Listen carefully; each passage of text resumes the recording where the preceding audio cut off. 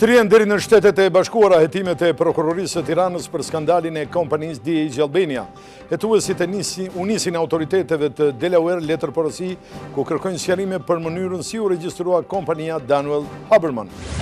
Pas skandalit me kompaninë DH Albania, Confindustria kërkon me ligj të hiqet mundësia e marrjes së tenderave me fonde publike kompanive të regjistruara në parajsa fiskale, pasi sipas saj janë rrezik për ekonominë. Studentët vijuan edhe sot protestin e tyre në ditën e 12 të saj duke u grumulluar para kryeministrisë, por me një numër dukshëm më të ulët. Kryeministri Rama ka apeluar përsëri që ata të ulen në dialog pasi nuk kërkon të bëj pazar, reagon edhe Basha. Për shkak të motit keq në portin e Durrësit, puna është pezulluar prej 2 ditësh, ndërsa kapiteneria ka bllokuar daljen det anijeve të peshkimit. Moti keq përfshiu dhe rajonin ku janë shënuar aksidente në Zvicër e Serbi. Komisioni Evropian i propozon Kosovës heqjen e tatimit 100% për mallrat serbe në këmbim të zëvendësimit të vulës së Umnikut me mbishkrimi Kosova, por Prishtina refuzon duke këmbë ngulur se taksat do të qëndrojë derisa Serbia të njohë Kosovën. Skënderbeu vijon serinë e rezultateve negative, koçarët u mundën në fushën e tyre nga luftëtari duke mos përfituar nga hapi falsi i Partizanit në vendin e dytë të renditjes ngjitet Teuta.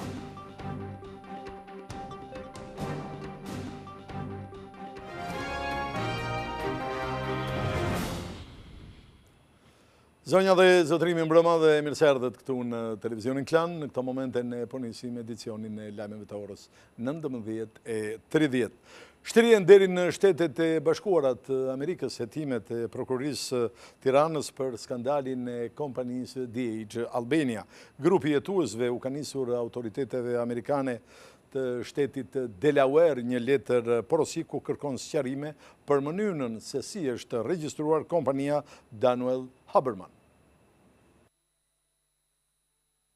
Hetimi 2 tenderave me vlerë 30 milion euro të fituara nga kompania DH Albania është rirë deri në Shtetet e Bashkuara të Amerikës, ku është regjistruar kompania më me saj, Daniel Haberman. Grupi hetimor ka nisur drejt SBA-ve letër porosi ku kërkon informacione nga autoritetet ligjzbatuese të shtetit të Delawareit mbi mënyrën e regjistrimit të firmës Daniel Haberman atje. Kjo pas konfirmimit se kompania ka falsifikuar firmën e sekretarit të shtetit të Delaware për datën e themelimit, si dhe të dhënat të tjera që kanë të bëjnë me bilancet e saj ndër vite dhe gjendjen financiare të saj. Skandali mund të jetë akoma më i madh, pasi prokuroria ka dyshime se edhe notarizimi i dokumentave në shtetin e Delaware të jetë falsifikuar. Ky procesi pas burimeve nga grupi i hetimit mund të jetë totalisht fiktiv dhe kjo pritet të verifikohet nga informacioni që do të mbrijë nga Shtetet e Bashkuara. Këto dokumenta janë përdorur nga përfaqësuesit e kompanisë DH Albania fillimisht në fitimin e tenderit të OST për ndërtimin e linjës 220 kV Burrel Peshkopi me vlerë 12 milion euro.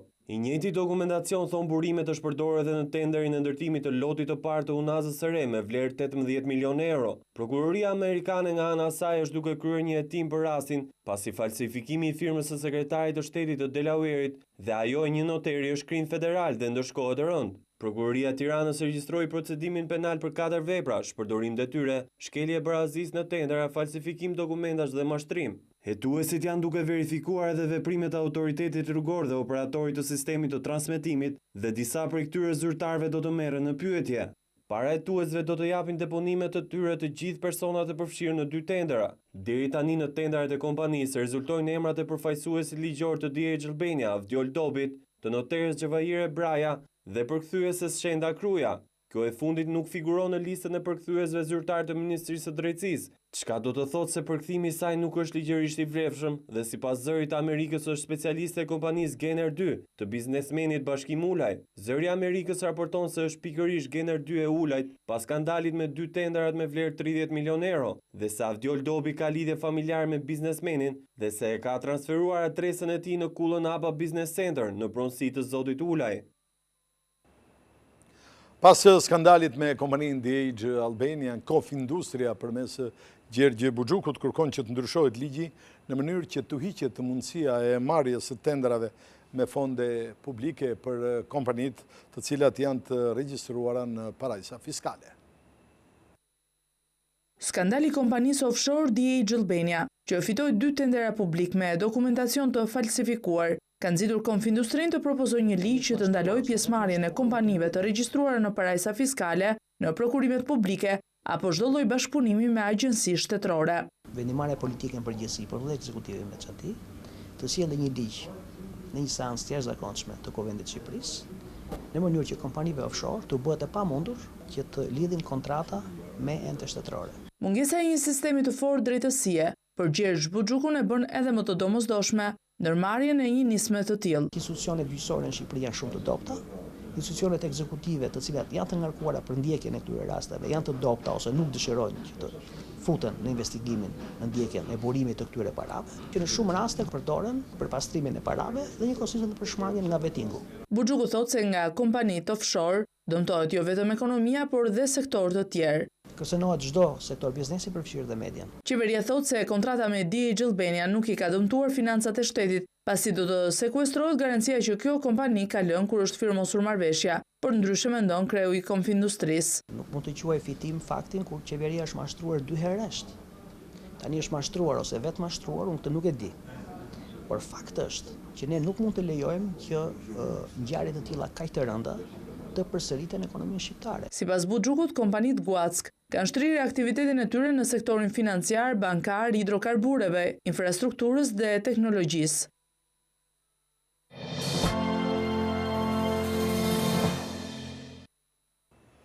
Mirë, ndalemi tani tek protesta e studentëve, e cila ka hyrë në dytën e 12 të saj edhe sot para kryeministrisë është parë një grumbull i vogël i studentëve, pra dukshëm mjaft pak, të cilët kanë vijuar të kërkojnë plotësimin e 8 kërkesave të tyre.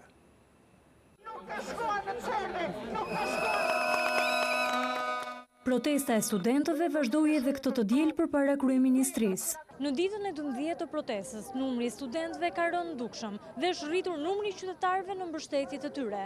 Megjithatë, ato studentë që pyesim shprehen të vendosur për të shkuar deri në fund kësaj kauze.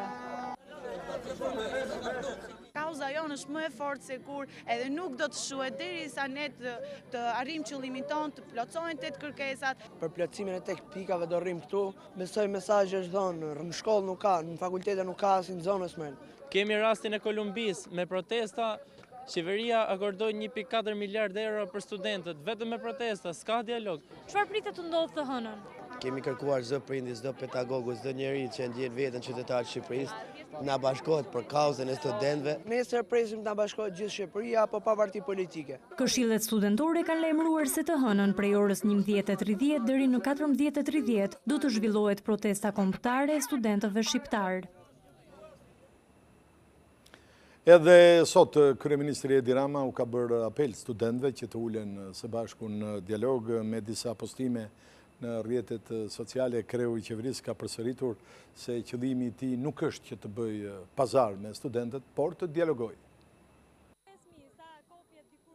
Kryeministri Edi Rama u ka bërë sërish apel studentëve të ulen në dialog. Në një postim në Twitter, kreu i qeverisë heq një paralele mes protestës së studentëve dhe aksionit politik të opozitës. Si jeni luli, po atëherë pse bëni eksaktësisht si luli, që futet në çadër e bërtet. S'dua dialog, plotso kërkesa se s'dal nga çadra. Ikë nga kuvendi e bën të njëjtën gjë, plotsoi se s'vi. E pastaj në fund vetëm humbet. Kush ju kërkon pazare? Unë jo një herë, as negociata, dialog. Në një tjetër koment në rrjetet sociale, Rama solli një foto nga një protest studentësh amerikanë që kërkuan dialog dhe transparencë. Sipas tij, në këtë mënyrë ata i ulën autoritetet në bisedime dhe arritën një marrëveshje të favorshme. Rama përdori dhe një shprehje të ish-zonjës së parë amerikane, Eleanor Roosevelt, duke u dërguar një tjetër ftesë studentëve për dialog. Ne duhet përballemi me faktin që ose duhet të vdesim të gjithë së bashku ose do të mësojmë të jetojmë së bashku dhe nëse kemi ndërmend të jetojmë, duhet të dialogojmë. Është apeli i kreut të qeverisë për studentët që protestojnë. Por kryetari i Partisë Demokratike Lulzim Basha tha se shkaki i protestave të ditëve të fundit është keqeverisja e vendit. Në krah banorëve të Astirit, Basha tha se pas projektit të unazës së madhe fshihet një tjetër akt korruptiv. Basha thotë se vendi është përfshirë nga një valë protestash për shkak të keqeverisjes. Sipas tij, Kryengritja e dytë studentore shqiptare dhjetori 2018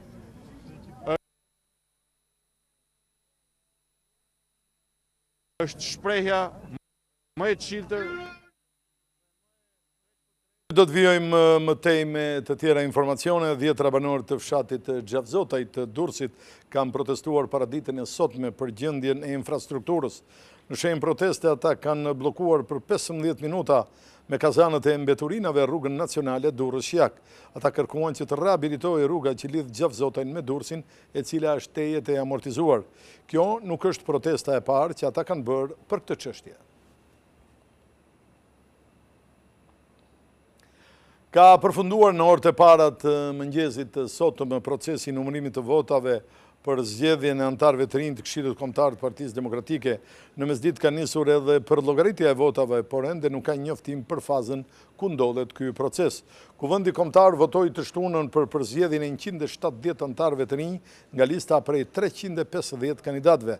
Disa prej emrave njoftuan tërheqje nga lista ku mungonin Josefina Topalli, Ridvan Bode, Genç Ruli, Astrid Patozi, Majlinda Bregu dhe Eduard Selami, që kërkuan dorëheqjen e Bashës në vitin 2017. Ranë syri kthimi Gazmendo Ketës, Aleksandr Biberaj, Dashamir Sula dhe Selami Xhepës. Në punimet të kuvendit kombëtar nuk mori pjesë as themeluesi i Partisë Demokratike Arben Imami, i cili e quajti mbledhjen si antistatutore.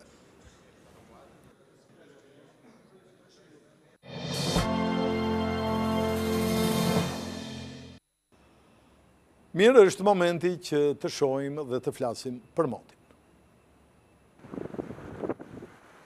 Moti i keq me rishëshiu ka shkaktuar probleme në portin e Durrësit.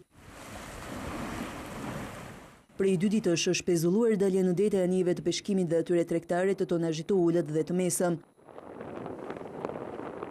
Deti i dallgëzuar që arrin deri në 6 ball, era e fortë dhe rreshtet e shiut janë bërë pengesa edhe për aktivitete të tjera në portin e Durrësit. Përpunimi i mallrave u ndërprej vazhdimisht, ndërkohë që vështirësi kanë hasur në lundrim anijet e mëdha tregtare, si edhe tragetet e pasagjerëve. Këta të fundit mbërritjen apo nisjen nga porti e kanë bërë me disa orë vonesë. Si pasojë e rreshjeve intensive të shiut dhe disa rrugë të qytetit u përmbytën, duke krijuar kaos kryesisht në qarkullimin e automjeteve. Sipas sinoptikanëve, diela dhe hëna do të cillin përkohësisht një ndërprerje të rreshjeve të shiut, të cilat pas të martës, ato do të jenë prezente në veri perëndim dhe në qendër të vendit. Edhe këto ditë fundit të dhjetorit do të mbyllen me temperatura 3 deri në 4 gradë mbi normalen. Ndërkohë, moti i keq ka përfshirë edhe Europën dhe rajonin tonë, kështu dëbora e dëndur është bërë shkak për 2 aksidente të rënda, një në Serbi dhe një në Zvicër. Dëbora dendur që ka mbuluar Ballkanin dhe Europën qendrore i ka gjetur të papërgatitur drejtuesit e automjeteve, duke bërë shkak për të paktën 2 aksidente të rënda me viktima.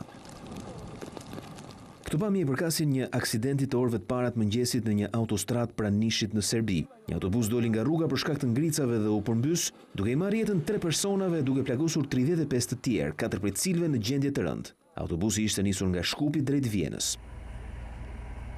Ndërsa këto pamje janë të një tjetër aksidenti në një autostradë pranë Zyriut në Zvicër. Një autobus rrëshqiti dhe u përplas me trafikndarëse të autostradës duke i marrë jetën një gruaje 44 vjeç e duke lënduar 44 pasagjerë të tjerë. Mediat zviceriane shkruajnë se 2 prej të plagosurve janë shqiptar, por identitetet nuk bëhen të ditur. Dëbora ka shkaktuar probleme në qarkullimin rrugor edhe në Itali, Maltëzi, Maqedoni e Bosnjë-Hercegovinë. tvklan.al Webi më i klikuar ndër të gjithë televizionet mbar shqiptare. Lajmi i fundit, gjithçka ndodh në vend, rajon dhe botë. I gjeni në kohë reale në tvklan.al. Informohu në lëvizje vetëm me një klikim në celularin tuaj, edhe në aplikacionin tvklan.al. Video dhe lajme për çdo emision, dhe të rejat apo sinopse të serialeve tona, vetëm në tvklan.al. Besueshmëri, shpejtësi, cilësi dhe interaktivitet. Klan, televizioni mbar shqiptar më i ndjekur. Ndalemi tani tek Komisioni Evropian, i cili propozon Kosovës heqjen e tatimit 100% për mallrat serbe në këmbim të zëvendësimit të vulës me mbishkrimin umnik me atë Kosova. Por Prishtina refuzon duke këmbgulur se taksa do të vijojë të qëndrojë derisa Serbia të njohë pavarësinë e Kosovës. Bashkimi Evropian i propozon Kosovës heqjen e tatimit me 100% të vlerës për produktet serbe. Në këmbim, Brukseli premton se do të nxjisë Serbin të lejojë hyrjen e mallrave me mbishkrimin Kosova, shoqëruar edhe me shpjegimin përkatës të statusit të vendit, çka do të zëvendësojë vulën e unmikut. Por qeveria e Kosovës këmbgul se nuk do të ndryshojë vendimin deri në njohjen nga Serbia të pavarësisë së Kosovës. Propozimi i Brukselit vjen përmes një letre që komisionerët Han, Malmström dhe Mogherini I dërguan qeverisë kosovare ku kërkohet që taksa të pezullohet deri më 17 dhjetor, ditën e mbledhjes së Këshillit të Stabilizim Asociimit. Komisioni Evropian është i gatshëm të krijojë një format të veçantë dialogu për ju dhe Serbinë, për të gjetur urgjentisht një zgjidhje konkrete dhe praktike për çështjen tregtare që ka krijuar shqetësime. Zëdhënësi i kryeministrit Avnia Arifi, i cituar nga mediat kosovare, ka lënë kuptohet se e refuzon kërkesën e komisionerëve. Letra nuk përmban asnjë resht me ndonjë qëndrim që nuk është i njohur për qytetarët e Kosovës. Të gjitha qëndrimet e qeverisë Kosovës janë të njohura për qytetarët. Në 21 nëntor, kryeministri Haradinaj nënshkroi vendimin për tatimin me 100% të vlerës për mallrat serbe dhe bosnjake, si mas reciproke ndaj këtyre vendeve që nuk lejojnë hyrjen e produkteve që mbajnë bishkrimin Republika e Kosovës. Opozita serbe ka protestuar sot përsëri kundër presidentit. Dëbora nuk ka penguar opozitën serbe të protestoj kundër qeverisjes së presidentit Aleksandar Vučić. Në krye të saj, lideret e opozitës nga liberalët e nacionalistët e deri tek ish presidenti Boris Tadić. Vučić është diktator, thanë ata, por edhe nga opozita nuk munguan parullat për Kosovën. Dallojmë shumë sepse opozita serbe nuk dhunon kundërshtarët e saj. Mendojmë se qeverisja nuk mund të bazohet në gënjeshtra dhe kontroll të plotë të mediave. Nuk do të lejojmë që populli ynë të mos di asgjë se sa vidhet këtu dhe të mos informohet rreth bisedimeve me Kosovën. Stefanović beson se Serbia në krye me Vučić mund të bëjë vetëm marrëveshje të dëmshme dhe befasuese. Ne do të vazhdonim gjithsesi bisedimet dhe nuk do të lejonim që dhuna të jetë zgjidhje për asnjë rëmpal. Nuk ka mënyrë tjetër veç bisedimeve, pavarësisht se sa zgjasin. Të gjejmë shembuj pozitiv mes popujve tanë dhe t'i promovojmë. Presidenti serb Aleksandar Vučić i ka ofruar opozitës të shkojnë në zgjedhje të jashtëzakonshme për shkak të protestave kundër tij. Hidroseferi, TV Klan, Beograd. Ndalemi tani në Maqedoni, ku ambasadori francez atje Timonier ka kërkuar nga klasa politike maqedonase që të tejkalojë ngërçin dhe të zbatojë marrëveshjen e Prespës për emrin. Është një kronik e përgatitur nga Klan Maqedonia. Christian Timonier, ambasadori i Francës në Shkup, thotë se zbatimi i reformave dhe marrëveshja e Prespës me Greqinë lidhur me emrin do të bëjnë të kapshëm integrimin euroatlantik të Maqedonisë. Et donc il y a eu l'accord de Prespa. Po arrit marrëveshje e Prespës, të cilën ne mbështesim dhe që duhet të hapë dyert për në NATO, por po ashtu do të evitoj veton greke për çeljen e negociatave të antarësimit në Bashkimin Evropian. Sipas tij, tani është koha që gjithë shoqëria, veçmas partitë parlamentare, të zgjohen dhe që të tejkalohen ngecjet në thellimin e reformave që deputetët, sidomos ata të opozitës, të bëhen pjesë e procesit për ndryshimin e vërtet strukturor e cilësor të jetës politike. Je crois que ce qui apparaît le plus që të mund të ndodhin ndryshimet, ishte e domosdoshme të zëvendësohen njerëz në administrat, por a u bë ky ndërrim i kuadrove në bazë të kompetencave ose ndoshta të përkatësisë politike, nuk e di, kjo vazhdon të mbetet çështje e hapur. Thot ambasadori francez duke pranuar se dyshon në partizimin e ri të administratës në Maqedoni.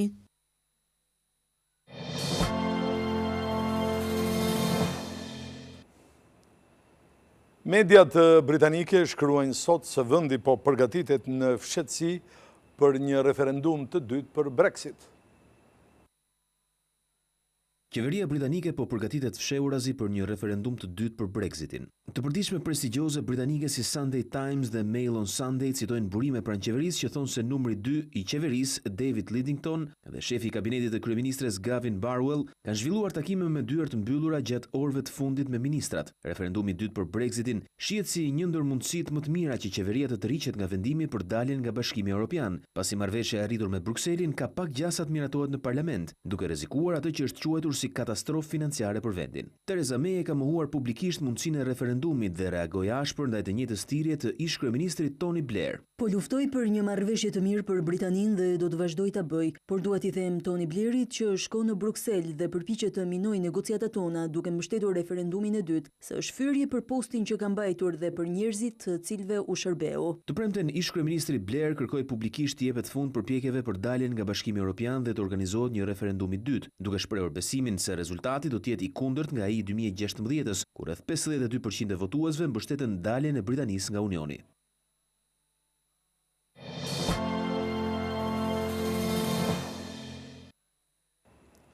është zhvilluar për të dytin vit radhasin mjediset e Pallatit të Brigadave, Oda 2018, një aktivitet që bëri bashkë artistët shqiptar që promovojnë Shqipërinë në përbot.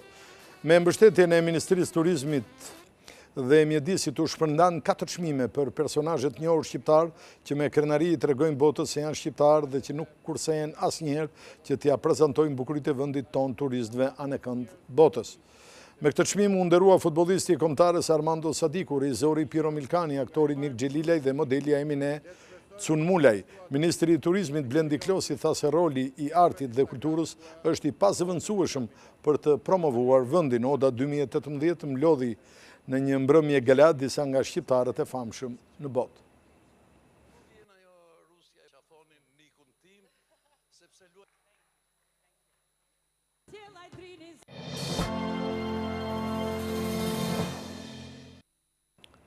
Me rastin e 20 vjetorit të karrierës së tij, këngëtari i njohur me famë botërore Enrique Iglesias do të nisë një tur botëror. Personazh ikon mes këngëtarëve më influent të muzikës pop, Enrique Iglesias feston 20 vitet karrierës së tij me një super show të titulluar All the Hits Live. I 11 tur botëror, Iglesias do të këndoj superhitet ndër vite, mes të cilëve Bailamos, Hero apo Be With You.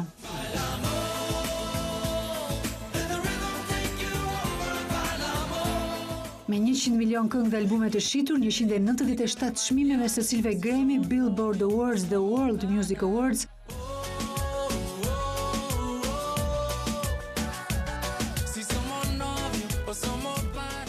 Në turin e fundit botëror Sex and Love, Enrique Iglesias performoi përpara 1,5 milion fansave me një total prej 100 koncertesh.